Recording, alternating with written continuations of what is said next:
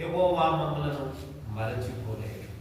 ఎందుకు మరి నీవు ఆయన చిత్తానుసారంగా నడవకపోయినా, ఆయన చిత్తానుసారమైన ప్రార్థన చేయకపోయినా, చిత్తానుసారమైన ఆరాధన చేయకపోయినా, చిత్తానుసారమైన చుట్టూలు చెల్లించకపోయినా, ఆయన కోరుకున్నటువంటి భాగమును తీసుకొని రాకపోయినా నిన్ను మరచిపోలే.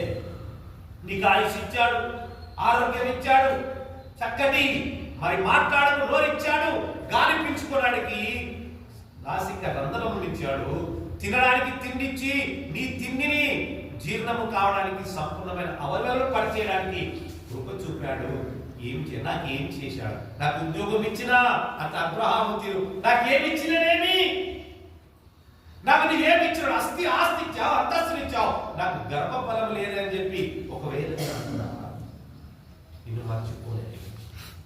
ఆయుష్ ఇచ్చాడు, చక్కటి ఆరోగ్యం ఇచ్చాడు, పిల్లలను ఇచ్చాడు, పిల్లల చదువులు ఇచ్చాడు, మరి వాళ్ళకు ఉద్యోగాలు ఇచ్చాడు, వారి భవిష్యత్తులో కూడా కాపాడుతున్నాడు.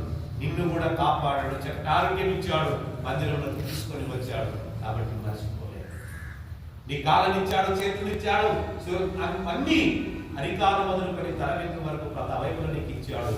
అన్ని విధాలుగా పనిచేయడానికి దేవుడు కూడా చూస్తూ ఉన్నాడు. అందుకే యెహోవా మమ్మల్ని మరచిపోయాడు.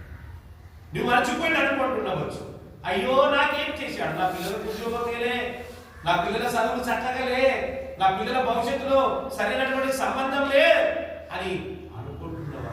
ఒకవేళ ఒక్క నిమిషం గాలి ఇయ్యకపోతే, ఒక్క నిమిషం గాలి ఇయ్యకపోతే నేను ఈ లోకంలో బ్రతకగలను. అనేకులు ఈ లోకంలో విడిచిపెట్టి వెళ్ళారు, అనేకులు కాలగర్భంగా కలిసిపోయారు, అనేకులు నా అనేవారు కూడా ఈ లోకంలో వదిలిపెట్టి వెళ్ళిపోయారు.